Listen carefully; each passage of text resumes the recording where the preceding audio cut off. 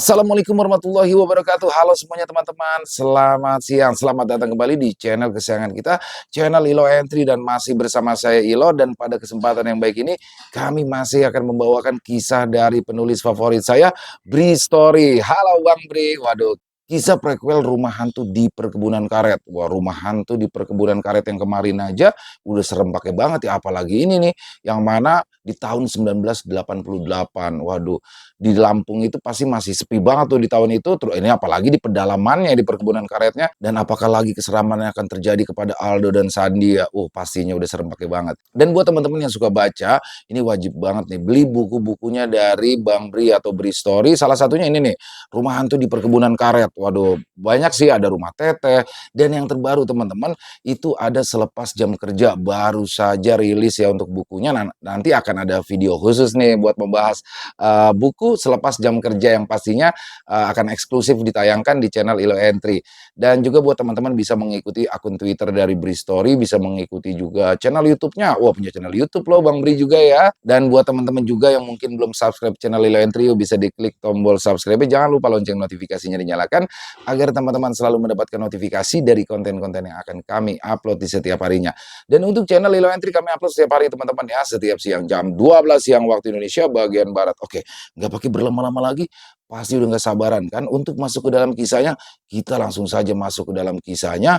Dari halaman belakang rumah Bang Ilo, kita menuju ke pedalaman Sumatera.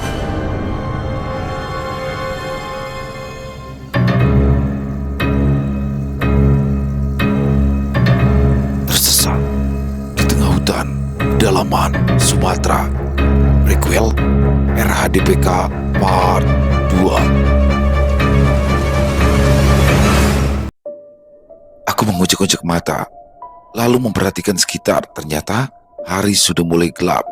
Sinar matahari yang masuk dari jendela menunjukkan kalau sudah sore. Lagi-lagi aku melirik jam tangan dan benar, sudah hampir jam setengah 6. Ya tentu saja kamar juga mulai gelap. Sandi kemana ya? Kok sepi? Gerutuku dalam hati. Sekitar 3 jam lamanya aku tertidur pulas, cukup membuat tubuh lebih segar. Lalu aku ke kamar mandi dan mendapati ternyata ruang tengah sudah agak gelap. Sandi, kenapa nggak nyalain lampu sih? Lagi-lagi aku menggerutu. Tentu saja yang pertama kali aku lakukan adalah menyalakan lampu petromak ruang tengah. Setelah itu menyalakan lampu lainnya, lampu kamar, dapur, juga lampu teras. Nah, ketika ruang tengah sudah terang, aku melihat ada secari kertas di atas meja. Di kertas itu ada tulisan tangan dari Sandi yang isinya, "Dok, gue ke kota dulu ya. Mau beli barang-barang keperluan kita. Ikut Pak Rahman sekalian. Tenang aja, sebelum malam gue udah balik lagi." Begitulah isi pesan dari Sandi. Sial, aku ditinggal sendirian. Tega sekali si Sandi. Setelah membaca pesan itu, aku sangat berharap kalau Sandi akan memenuhi janjinya datang sebelum malam. Tapi ini sudah nyaris jam 6, gelap mulai menutupi area perkebunan. Waktu maghrib pun tiba. Aku langsung menuju kamar mandi untuk berwudu. Beberapa timbangan air dari dalam sumur aku lakukan untuk memenuhi bak. Entahlah berapa dalamnya sumur ini. Ditambah karena hari sudah gelap, aku jadi tidak bisa melihat dasarnya. Selesai berwudu, aku langsung menunaikan ibadah sholat di kamar depan. Kehusyuan beribadah sejenak dapat melupakan semua perasaan takut dan cemas yang aku rasakan sejak kemarin. Akhirnya malam benar-benar tiba. Sudah jam 7 lewat. Belum ada tanda-tanda kedatangan Sandi. Aku menunggunya di teras depan sambil terus menatap perkebunan karet yang tentu saja sudah gelap gulita. Tapi malam ini agak berbeda. Ternyata langitnya cerah penuh bintang, ditambah sesekali terlihat muncul rembulan dari sela-sela rindangnya pepohonan. Sepertinya tidak ada awan yang menghalangi penampakannya. Suasana seperti itu, sejenak aku bisa melupakan kalau sebenarnya aku sedang berada sendirian di tengah tempat anta beranta seperti ini, sendirian. Seharusnya sudah saatnya makan malam, tapi aku tidak merasa lapar, lebih memilih untuk merokok dan minum kopi saja di teras sambil menunggu kedatangan Sandi. Entah sudah berapa batang rokok yang aku habiskan, tapi Sandi belum juga datang. Jam 9 lewat 15 menit. Udara yang sejak sore tadi tidak ada pergerakan, kali ini perlahan bertiup. Semilir angin mulai menerpa tubuh dan wajah cukup dingin. Langit dan rembulan yang tadinya sedikit memberi serpian cahaya perlahan meredup. Bayang-bayang pepohonan karet yang awalnya dapat terlihat hingga ke barisan cukup jauh perlahan semakin gelap. Aku hanya bisa melihat barisan siluet tipis pekat. Gila, kemana Sani sih? Belum nongol juga tuh orang. Aku terus menggerutu. Jam 10 lewat sedikit. Udara semakin dingin, dibawa oleh angin sepoi yang bertiup dari depan. Pemandangan? Jangan ditanya lagi. Langit sudah gelap total. Bintang sama sekali tidak nampak. Rembulan sepertinya tertutup awan. Jadinya malam semakin pekat. Di titik ini, aku yang sejak tadi selalu sukses mengelola isi kepala agar tak berlari liar bermain di wilayah seram, tampaknya mulai kalah. Pikiran akhirnya mulai menjelajah tak karuan, terbawa suasana sekitar yang sungguh mulai mencekam. Sebentar lagi ya, baru masuk rumah, ucapku dalam hati. Tentu saja entah sudah berapa baris kalimat makian yang terucap di setiap menit aku menunggu kedatangan Sandi. Kesal. Jam setengah 11. Aku mulai mencium bau aneh. Tidak wangi, tapi menyengat. Pada awalnya aku yakin, tapi lama-kelamaan aku sadar dan yakin ini bau apa. Ya, aku mencium bau kentang. Seperti bau kentang yang sedang direbus. Baunya kadang mendekat pekat, kadang semilir menjauh, kadang menghilang, berputar seperti itu selama belasan menit. Aneh, padahal sejak sore tadi aku sama sekali tidak merebus apa-apa kecuali air untuk kopi. Lagi pula, di rumah ini tidak ada kentang sama sekali. Lalu, bau kentang rebus ini dari mana? Di tengah hutan perkebunan karet seperti ini, siapa yang sedang merebus kentang? Pikiranku mulai melanglang buana. Bermain dengan nyali, perasaan juga mulai tak enak. Akhirnya, aku memutuskan untuk masuk ke dalam rumah. Jam 11 lewat, hampir tengah malam. Seharusnya jam segini aku sedang ngantuk-ngantuknya menuju tidur, tapi kali ini situasinya sangat berbeda. Kali ini sungguh keterlaluan kondisinya menjadikan aku segar bugar tanpa kantuk sedikit pun. Aku duduk di kursi ruang tengah, berbalut kain sarung, tetap ditemani rokok filter yang sambung menyambung. Aku sulut, tidak berani masuk kamar. Aku takut. Sesekali aku mengintip keluar jendela, melihat kalau saja Sandi tiba-tiba datang, tapi terus saja aku dikecewakan. Sandi belum juga terlihat batang hidupnya. Jam 12 kurang sedikit. Srek, srek, srek. Tiba-tiba terdengar suara seperti itu dari kejauhan. Suaranya terdengar seperti ada orang yang sedang melangkahkan kakinya di atas semak belukar. Sebegitu sepinya keadaan, aku sampai bisa mendengar sedetail itu. Srek, srek, terdengar lagi. Setelah beberapa kali aku semakin yakin kalau itu memang benar suara langkah kaki. Apa itu Sandi? Tapi dia pergi membawa motor ke kota. Kenapa kembalinya jalan kaki? Sepertinya tidak mungkin. Atau itu adalah penduduk dari desa terdekat? Entahlah. Ya sudah, akhirnya aku memberanikan diri untuk mengintip melalui jendela. Penasaran. Dari celah tirai, aku hanya melihat kosong dan gelap, tapi cekam mulai semakin terasa. Sepinya tidak biasa, heningnya seperti bicara. Rasa takut mulai muncul di permukaan. Aku tak lagi bisa mengendalikan.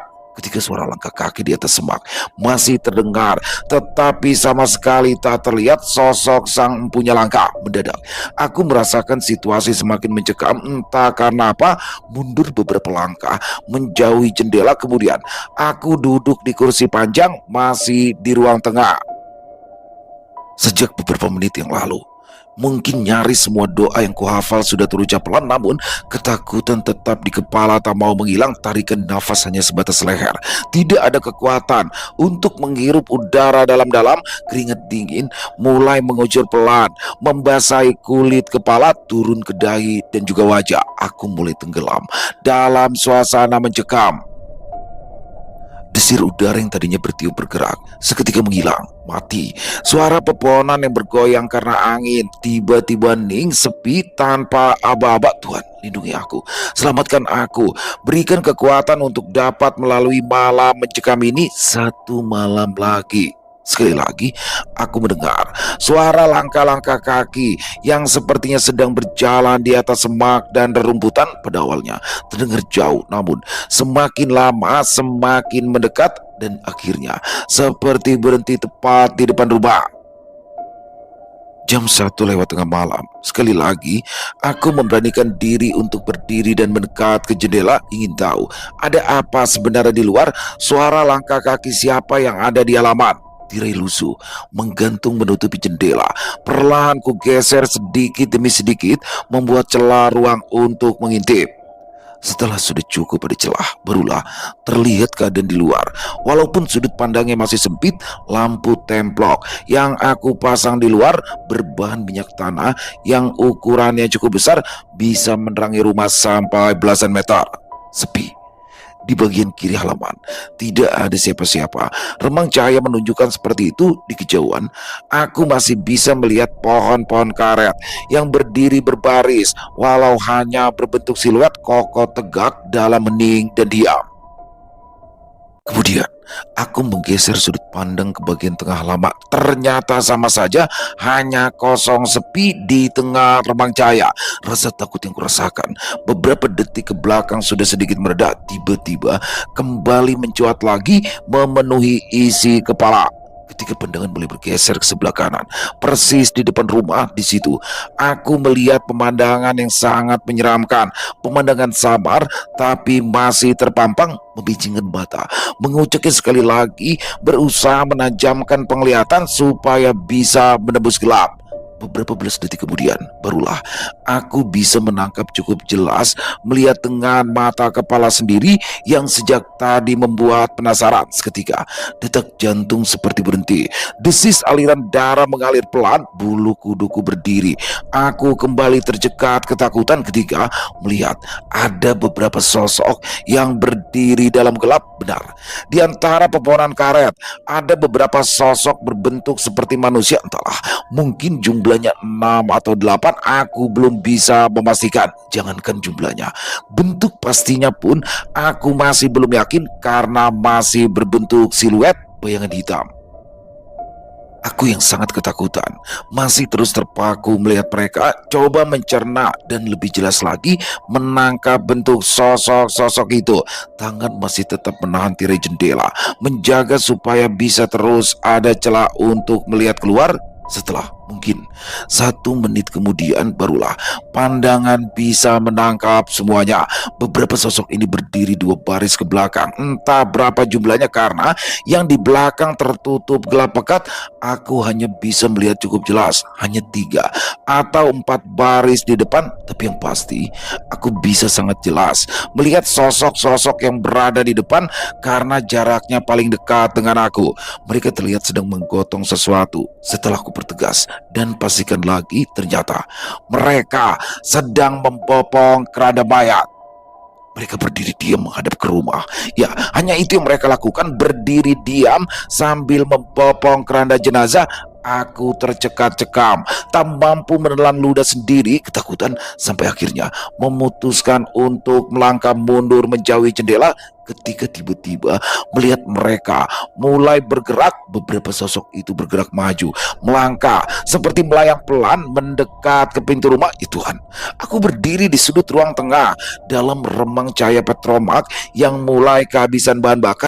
Keringat dingin mengucur, tubuh mulai gemetaran, terus memandang ke arah pintu berharap semoga tidak ada yang membukanya dari luar. Tapi harapan hanya tinggal harapan, karena aku melihat kalau gagang pintu itu mulai bergerak-gerak dengan sendirinya, seperti ada yang sedang mencoba membukanya dari luar.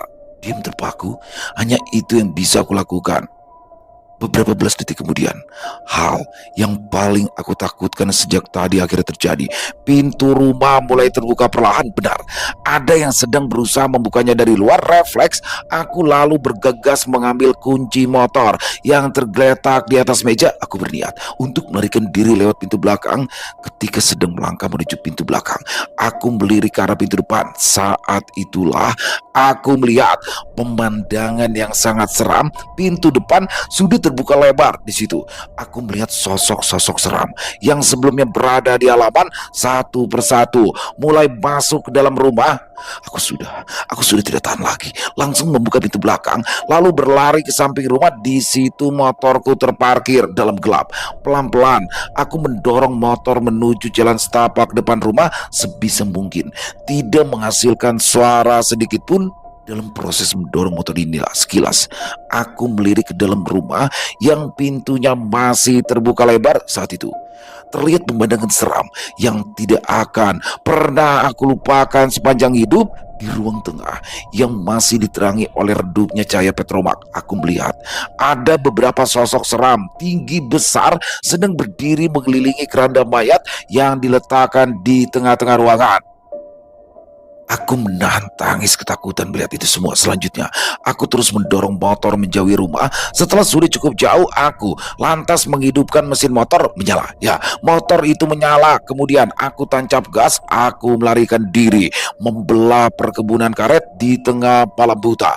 Nafasku masih tersengal, badan masih gemetar ketakutan. Lampu motor jadi penerangan satu-satunya bagiku untuk melihat jalan setapak. Motor tak bisa kupacu dengan kecepatan tinggi karena aku yang sama sekali belum hafal jalan yang harus ditempuh, tapi pokoknya aku harus terus menjauh. Laju motor yang tidak terlalu kencang inilah yang membuatku masih bisa melihat sekeliling dengan cukup jelas, masih bisa mencium aroma di sepanjang jalan yang aku lintasi. Aroma, ya. Dalam perjalanan melintas perkebunan karet, tiba-tiba aku mencium bau kentang rebus lagi, dan kali ini sangat menyengat. Tuhan, ada apa lagi ini?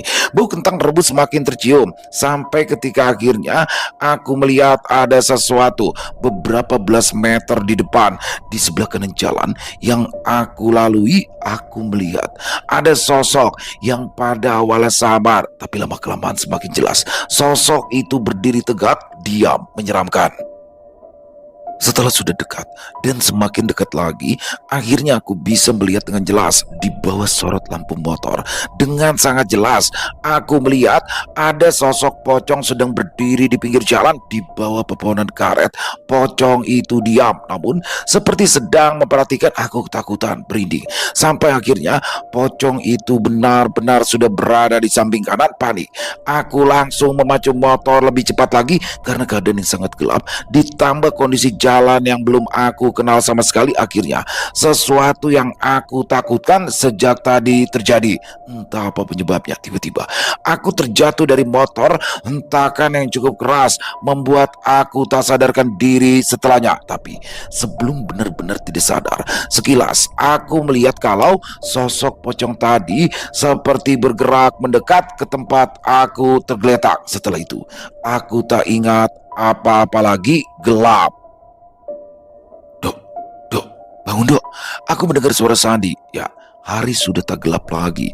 Di sekelilingku sudah berdiri beberapa orang yang wajahnya tak aku kenal kecuali Sandi dan Paraman. Singkat cerita, ternyata aku ditemukan pagi-pagi oleh Sandi, Paraman, dan beberapa orang dari desa terdekat setelah mereka mendapati rumah perkebunan karet tempat kami tinggal dalam keadaan kosong. Dan setelah itu pula, akhirnya aku jadi tahu alasannya kenapa Sandi tak kunjung datang di malam itu. Ternyata dia juga tersesat di perkebunan karet dan mengalami juga peristiwa paling seram yang pernah dialami dalam hidup. Sandi akhirnya bercerita kenapa dia tidak pulang semalaman. Ternyata peristiwanya sangat seram. Sandi mengalami satu fragmen hidup yang tidak akan dia lupakan. Menurut Sandi, Aldo sudah masuk ke kamarnya Dia terlihat sangat kelelahan sejak kemarin, memang sungguh melelahkan buat kami, walaupun selalu terus bersama. Tapi selama perjalanan dari Jakarta sampai ke tujuan, aku lebih banyak tidur sementara Aldo sama sekali tidak bisa tidur. Jadi ya, mungkin karena itu aku bisa jadi lebih segar. Sementara itu, aku masih bisa duduk melepas lelah di ruang tengah bersama Paraman. Jam 2 siang, matahari sudah condong ke bagian barat permukaan bumi, namun sengat panasnya masih terasa galak. Sepoi angin perkebunan bertiup perlahan, seperti menetralisir udara jadi tidak mendidik gerak. Bertelanjang dada, aku menghela nafas panjang, menyeka keringat yang sedikit bercampur debu tipis. Lahannya benar-benar kotor ya Pak. Aku membuka percakapan dengan Paraman. Kan sudah saya bilang, perkebunan ini memang sudah sangat lama tidak ada yang mengurus. Saya juga kesini hanya sekali-kali saja. Jawabnya. Ya juga sih. Yang pasti kalau nanti kantor kami jadi beli lahan ini, bakal banyak yang harus dilakukan dulu sebelum menggarap pohon karetnya. Ya benar. Dan juga banyak di bagian yang sudah harus ada permajaan. Benar dikatakan oleh Paraman. Setelah tadi kami melihat-lihat berkeliling ke beberapa bagian lahan, aku berkesimpulan kalau perkebunan ini memang sudah lama tidak terurus. Hampir seluruh sela-sela pepohonan tertutupi rumput liar dan semak belukar sangat kotor. Kata Paraman juga, kami tadi baru hanya berkeliling tidak sampai seperempat dari luas lahan keseluruhan. Masih banyak yang tak sempat kami kunjungi, tapi kurang lebih keadaannya sama. Tapi tadi aku sempat berdiskusi sedikit dengan Aldo. Berdasarkan hasil analisa dari sekilas survei yang sudah kami lakukan, sebenarnya perkebunan ini sangat layak untuk dijadikan investasi perkebunan. Tanahnya sangat subur, pengairannya tercukupi dari sungai besar yang ada di belakang. Intinya, aku dan Aldo akan memberikan laporan yang bagus. Itu penilaian kami secara profesional pekerjaan, tapi kami punya ganjalan yang sangat tak akan bisa dibuktikan di atas kertas. Aku dan Aldo sudah merasakan kejadian menyeramkan pada malam pertama kami tinggal di perkebunan ini, di rumah perkebunan karet. Peristiwa yang tak pernah kami duga sebelumnya dan tak akan pernah kami lupakan, sungguh mengerikan. Hal ini tentu saja akan sulit untuk kami untuk memberi penjelasan ke manajemen nantinya, entah apa yang akan kami tulis di laporan kerja. Perkebunan ini jauh dari pemukiman. Desa terdekat, jaraknya kira-kira 1 jam perjalanan, cukup terpencil, dikelilingi hutan rindang dengan pohon-pohon besar sebagai isinya. Dengan gambaran itu, bisa dibayangkan bagaimana suasananya. Perkebunan karet yang sepi. Kami merasa sepertinya perkebunan ini hidup, memperhatikan, berbicara dengan bahasa seram, kadang menertawai, kadang murka, memuntahkan kemarahan. Mungkin berikutnya akan ada tangisan. Mungkin. Pak, nanti saya ikut ke kota ya. Ada beberapa kebutuhan yang harus dibeli. Jam 3 sore, tiba-tiba muncul ide itu di kepalaku. Ikut Paraman ke kota, harus membeli beberapa kebutuhan untuk kami tinggali di sini beberapa hari ke depan. Oh begitu?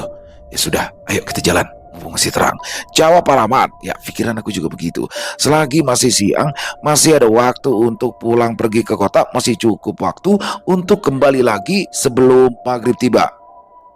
Bang Aldo tidak diajak? Tanya Paraman. Gak usah Pak, capek banget ya. Kasihan, sebelum maghrib juga saya udah sampai sini lagi kan? Jawabku. Ya, aku tak tega untuk membangunkan Aldo. Lebih baik dia beristirahat saja toh. Aku akan sudah kembali dalam 2 jam. Oh ya sudah, ayo kita berangkat sekarang, ucap Paraman.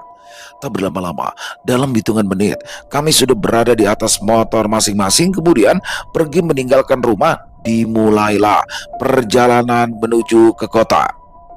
Kami menyusuri jalan tanah, membelah perkebunan karet. Masih lepas sedikit dari pukul 3, udara panas berubah cenderung hangat. Garis kuning kemasan sinar mentari terlihat menembus di sela-sela rapatnya pepohonan, menerangi sekitar. Indahnya waktu menjelang habisnya siang. Melaju dengan kecepatan sedang. Sesekali Paraman setengah berteriak dari atas motornya untuk memberitahu informasi yang belum dia sampaikan. Cara berbincang yang agak susah memang, tapi aku tetap memberikan tanggapan sebisanya, tentu saja dengan setengah berteriak juga.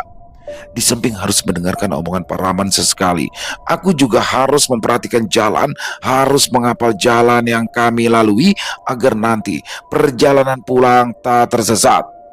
Tapi sejauh ini jalanannya hanya lurus-lurus saja, belum menemui persimpangan, jadi mudah aku menghafalnya. Barisan pepohonan karet yang teratur membuat aku yang sedang berjalan di tengahnya seperti melihat banyak terowongan panjang di kanan dan kiri jalan. Sungguh indah pemandangannya.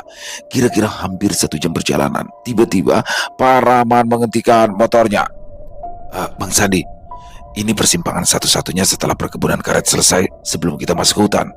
Kalau ke sana itu jalan menuju kampung terdekat. Begitu Paraman bilang sambil tangannya menunjuk ke arah kiri. Ingat ya, persimpangan ini nanti Bang Sandi ambil kiri kalau dari kota. Paraman menegaskan sekali lagi. Ya Pak, siap.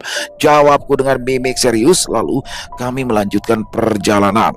Dan benar saja, setelah persimpangan itu kami langsung masuk wilayah hutan. Hutan ini masih sangat rindang. Pepohonannya lebih rapat dari perkebunan karet. Bermacam jenis pohon besar berdesakan mengisi suburnya tanah pedalaman.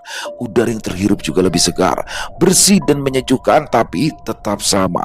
Keadaannya sangat sepi.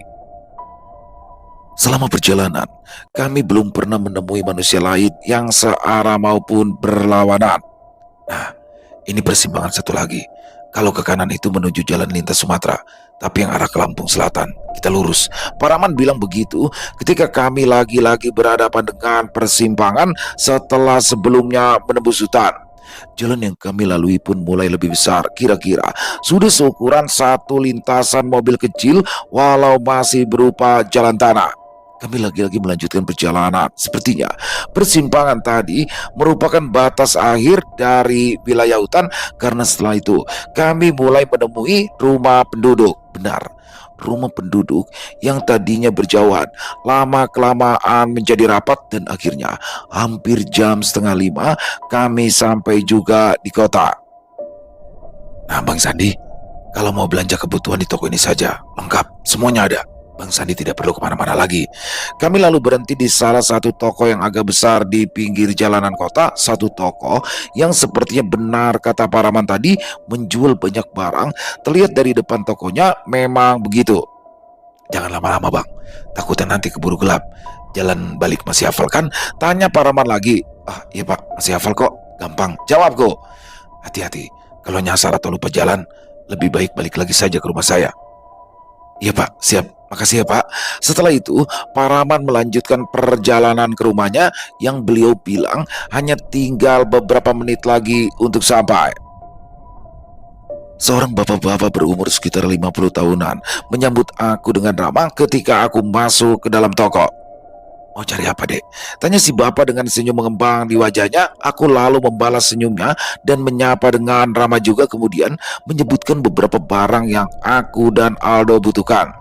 Tidak lama, hanya beberapa belas menit saja, akhirnya barang-barang yang aku beli sudah terbungkus dengan siap. Siap bawa, tinggal aku bayar. Sepertinya adek ini bukan dari sini ya. Dari luar kota tampaknya. Dari mana dek?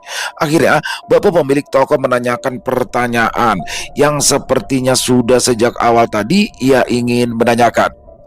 Ya pak, saya dari Jakarta, jawabku pendek. Nah kan, saya benar. Ada keperluan apa ke sini? Tanya bapak itu lagi. Saya dan teman saya sedang survei lokasi pak. Ditugaskan oleh perusahaan tempat kami bekerja. Oh, seperti itu ya. Survei di mana? Di perkebunan karet pak. Yang ada di belakang itu loh pak. Perkebunan karet? Perkebunan karet yang ada di balik hutan itu. Bapak itu bertanya lagi. Kali ini mimik wajahnya berbeda. Ada ketegangan di wajahnya. Benar pak. Menginap di sana? Iya pak.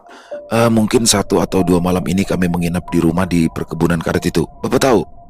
Saya tahu dek. Kalau bisa menginap di kota sini saja, jangan di sana.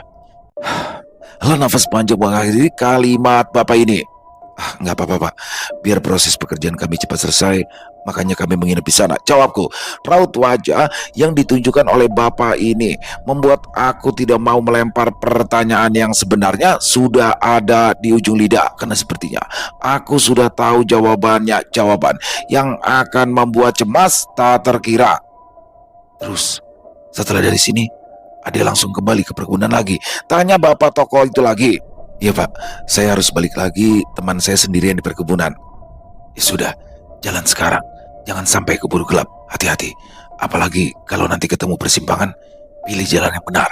Pada kalimat terakhir, bapak ini sangat jelas menunjukkan kekhawatiran di wajahnya, rasa cemas tergambar jelas.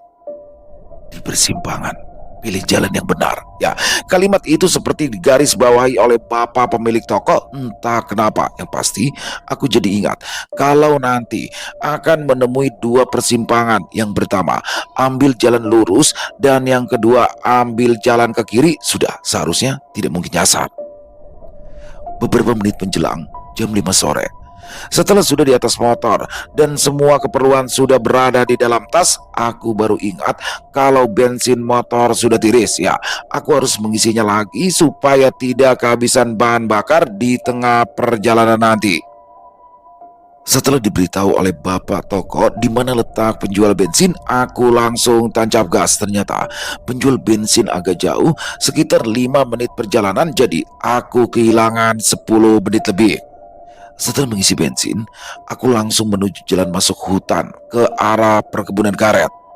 Jam setengah 6, matahari sudah tak terlihat lagi karena tertutup pepohonan, hanya tinggal menyisakan sinar redupnya di senja ini. Sudah beberapa ratus meter di dalam hutan, sudah melewati persimpangan pertama, saat inilah mulai timbul penyesalan kenapa aku harus pergi ke kota. Perkiraan meleset.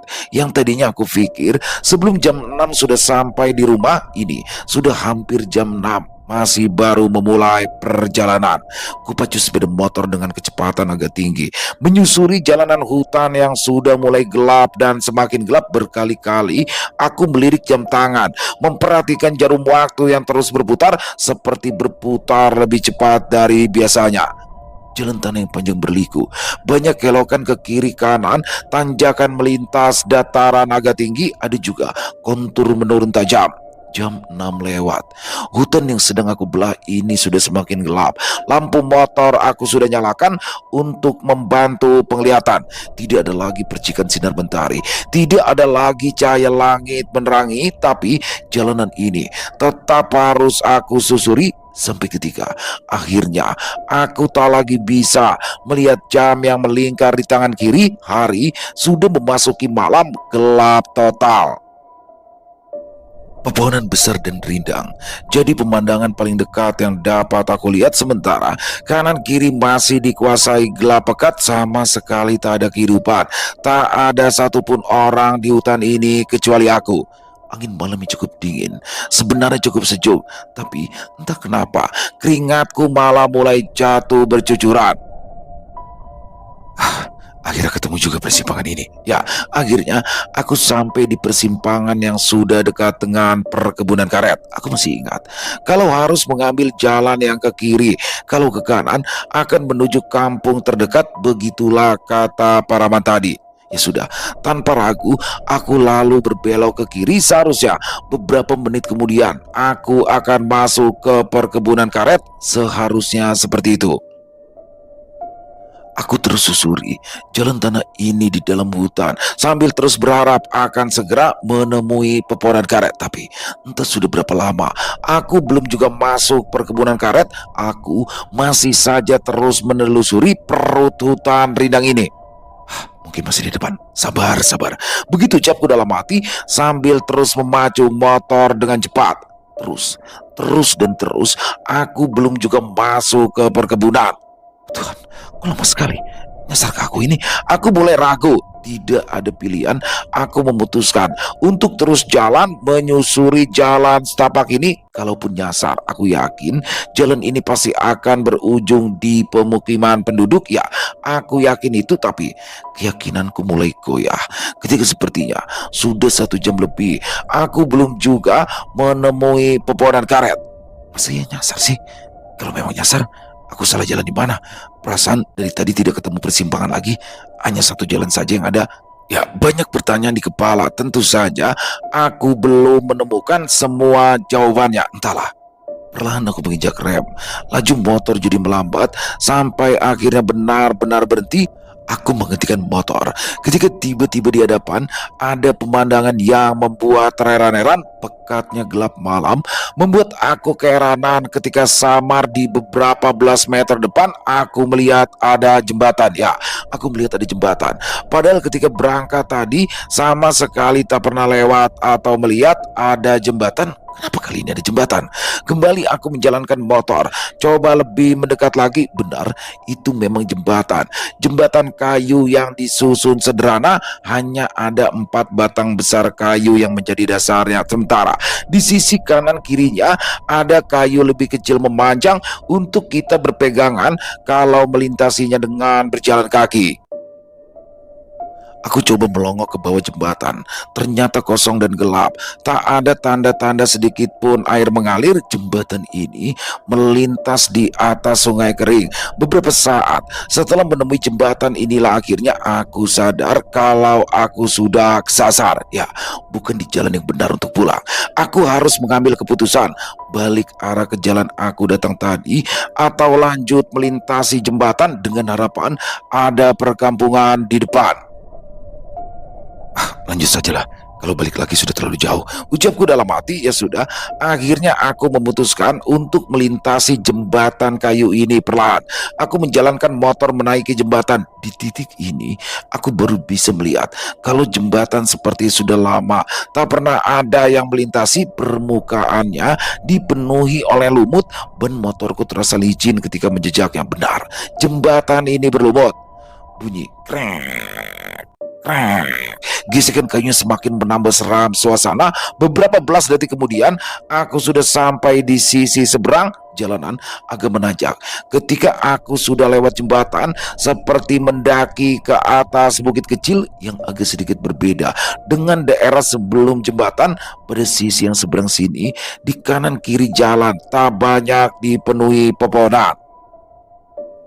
Aku terus susuri jalan agak menanjak ini hingga sampai ke atas dan menemui kontur yang agak datar. Pada saat inilah sesuatu yang aku takutkan terjadi. Ya, mesin motorku tiba-tiba saja mati. Tuhan, coba apa lagi nih? Gelap gulita. Aku terpaku seorang diri di atas motor mogok. Entah sedang berada di bagian hutan sebelah mana. Turun dari motor, aku akan coba memperbaikinya. Pekatnya hutan, penglihatanku hanya dibantu oleh pantulan warna langit. Beberapa kali rasa cemas membuatku memandang sekeliling, khawatir ada sesuatu gagal. Aku sama sekali tak bisa memperbaiki motor, sama sekali tak tahu apa yang rusak. Aku menyerah, tak tahu lagi harus berbuat apa. Tapi ketika hampir putus asa, ketika mataku sudah semakin terbiasa melihat di dalam gelap, tiba-tiba aku melihat ada bangunan yang berdiri di kejauhan. Apa itu? Rumah penduduk? Apapun itu, aku memutuskan untuk mendekatinya. Lalu aku mendorong motor mendekat ke arah bangunan itu. Jalan yang masih menanjak membuat aku agak kesulitan berjalan ke sana, tapi akhirnya sampai juga. Ya, ternyata benar. Ini adalah bangunan berbentuk rumah, tidak besar tapi tidak kecil juga. Sepertinya tidak berpenghuni karena tidak ada penerangan sama sekali. Bagian dalam dan luarnya sangat gelap. Ya sudahlah, kalau memang rumah ini kosong, setidaknya aku bisa istirahat sebentar di sini. Begitu pikirku dalam hati. Aku memarkirkan motor di depan, kemudian masuk ke terasnya. Ternyata rumah kayu, seluruh dindingnya terbuat dari kayu, tidak ada dinding tembok. Itulah yang aku lihat, pintu rumah tertutup rapat, begitu juga jendelanya.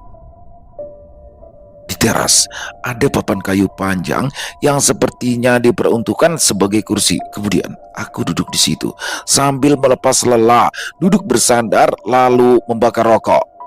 Suasana sangat hening. Sama sekali tidak ada suara. Desir angin pun tak ada. Semuanya senyap, mati. Kepulan asap rokokku membumbung, memenuhi sisi gelap depan rumah. Setiap detiknya, aku berusaha menjaga pikiran agar tak bermain di wilayah kecemasan. Aku putus asa, memperbaiki motor tak bisa, tak tahu harus melangkah kemana, sampai akhirnya memutuskan untuk bermalam di rumah ini saja sampai pagi menjelang. Dengan segala risikonya, ya aku ambil keputusan itu. Entah Sudah berapa batang rokok aku habiskan sampai ketika ada sesuatu yang mulai terjadi di tengah hutan yang letak pastinya tak tahu di mana. Aku mulai merasakan ada sesuatu, ya perasaanku mulai tak enak. Dingin berangsur menghangat, udara yang tadinya tak bergerak sama sekali perlahan. Hembusan angin mulai terasa, pepohonan di sekitar yang tadinya diam perlahan mulai bergoyang dan menghasilkan suara. Aku yang duduk tepat di jendela rumah sangat terkejut ketika tiba-tiba jendela ini terbuka dengan sendirinya, jendela kayu yang menimbulkan bunyi krek. Aku langsung berdiri, lalu memperhatikan jendela. Pasti angin yang membukanya. Itu pasti angin. Ucapku dalam hati, coba untuk berpikir positif. Jendela kayu itu terbuka lebar, sehingga kalau ada cahaya terang, aku pasti sudah bisa melihat isi rumah. Tapi ini gelap pekat, sama sekali tak bisa melihat apa-apa di dalam. Ketakutan mulai timbul, perasaan cemas membuncah memenuhi ruang batin, namun tetap berharap kalau yang membuka jendela itu benar angin. Terus aku berdiri menatap jendela sampai kejadian berikutnya. Ada suara lagi, ya. Tapi kali ini itu bukan dari suara jendela karena jendela tak bergerak sama sekali. Lalu itu suara apa? Kemudian aku melirik ke arah kiri, letak di mana pintu rumah itu berada. Sekali lagi muncul suara itu. Ternyata itu suara pintu kayu yang bergeser terbuka dengan sendirinya. Pintu rumah terbuka lebar. Aku masih diam menatap, lalu tiba-tiba saja cek cek cek. Cek cek cek, muncul suara itu. Terdengar cukup jelas, sepertinya sumber suara tidak terlalu jauh. Aku melirik ke arah pintu yang sudah dalam keadaan terbuka lebar itu. Pekat gelap yang terlihat tak ada apa-apa. Cek cek cek. Mulai lagi, muncul lagi. Di suara yang ketiga kalinya inilah akhirnya aku dapat melihat sumber suara misterius itu. Di pintu terbuka itu, aku melihat sosok seram yang sedang berdiri tegak, ya. Ada pocong berdiri di pintu. Pocong berbalut kafan putih kusam dengan ikatan di beberapa bagian tubuh. Rokok yang sedang kuhisap di mulut terjatuh seketika. Aku shock. Aku melihat pocong sedang berdiri di pintu. Jarak kami sangat dekat, cukup dekat buat aku untuk melihat wajahnya yang hitam legam. Aku melangkah mundur, perlahan menjauhi pintu, menjauhi teras, kemudian berlari menjauhi rumah. Motor aku tinggal. Aku panik. Setelah beberapa belas meter menjauh dari rumah, aku melirik ke belakang, melirik ke rumah itu lagi. Tahu apa yang aku lihat? Ternyata pocong itu bergerak. Ya, pocong itu bergerak mengikuti di belakangku. Semakin panik, aku terus berlari tak tentu arah, menangis ketakutan. Kali ini tak berani melihat ke belakang. Cek cek cek.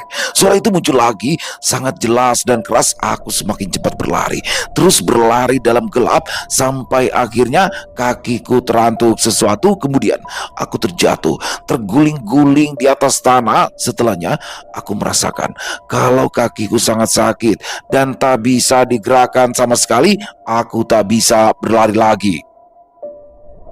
Meringis ketakutan dan kesakitan, aku melihat ke belakang, ke arah rumah tadi. Syukurlah aku tak melihat lagi ada pocong itu lagi. Tapi ketenangan hanya sementara. Ternyata ada sosok lain yang datang berjalan melayang dari kejauhan.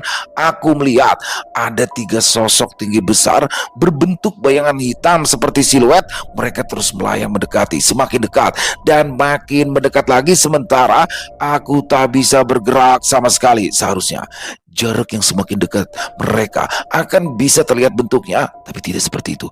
Mereka terus terlihat hanya bayangan hitam saja, sampai akhirnya 3 sosok itu sampai juga di tempatku berbaring. Sangat ketakutan, aku hanya bisa memperhatikan kalau sosok tinggi besar ini berdiri mengelilingi. Aku meringis ketakutan, aku menangis, berdoa sekuatnya meminta pertolongannya. Gelap, semuanya gelap. 3 sosok menyeramkan itu akhirnya seperti hendak membopongku. Aku berada di puncak ketakutan, pekat, senyap. Setelah itu, aku tak ingat apa-apa lagi. Keesokan harinya, Aku tersadar ketika sudah ada Paraman dan teman-teman yang sedang mengelilingiku. Paraman bilang, aku dan Aldo tidak ada di rumah perkebunan karet ketika ia sampai pagi-pagi sekali kemudian berinisiatif untuk mencariku bersama dengan teman-temannya. Akhirnya, aku ditemukan di salah satu sisi hutan berjarak cukup jauh dengan motorku yang terparkir di satu gubuk kosong. Setelah aku ditemukan, lalu kami melanjutkan untuk mencari Aldo. Syukurlah pada akhirnya Aldo ditemukan juga. Sungguh peristiwa yang sangat menyeramkan. Selesai. Wow, luar biasa. Waduh, ngeri banget nih kisahnya. Apa yang dialami Aldo dan apa yang dialami Sandi ini sama-sama seremnya nih. Tapi ya kalau pribadi saya menurut saya lebih serem yang dialami siapa ya? Dua-duanya sih serem sih ya. Dan di sini bagaimana kok tega banget tuh ya dia ninggalin sendiri. Oke, mungkin pikiran dia habis maghrib, sebelum maghrib juga udah pulang. Tapi kan kita nggak tahu yang namanya di jalan akan terjadi apa, yang seperti dalam kisah barusan. Akhirnya bagaimana di situ Sandi kesasar, tersesat. Padahal sudah dikasih arahan yang jelas, tapi ya itu dia.